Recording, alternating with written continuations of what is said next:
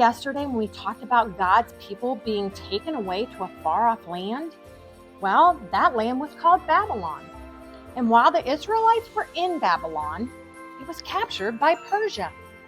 Many of God's people remained there because they had no way of getting back to their home of Israel.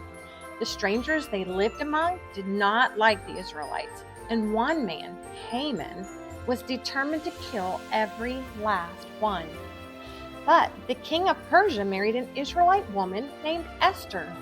He put a royal crown on her head and promised to give her anything she asked for.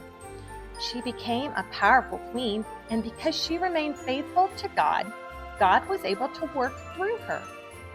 One day, the king's advisor, Haman, convinced the king to sign a law to get rid of all the Israelite people from the land of Persia. What the king didn't know, though, was that his wife Esther, the queen, was an Israelite. From her seat of power, Esther remembered her people just as God had remembered his people. And when she had the opportunity, she worked to save them from the hands of Haman.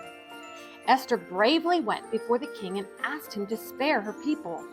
She could have been killed just by approaching the king without permission, but she had faith in God. Esther was willing to use her power to serve the Lord. And because of that, she was able to save her people. God had a plan all along to put Esther in position of power so that she could save his people. Esther's faith and bravery helped in continuing to fulfill God's promise to Abraham long ago. There would be a child born who would come to save them much like Esther did.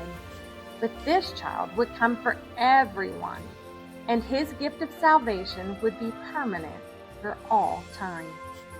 But until that time came, Esther began to hope and pray that God would bring his people back to him someday.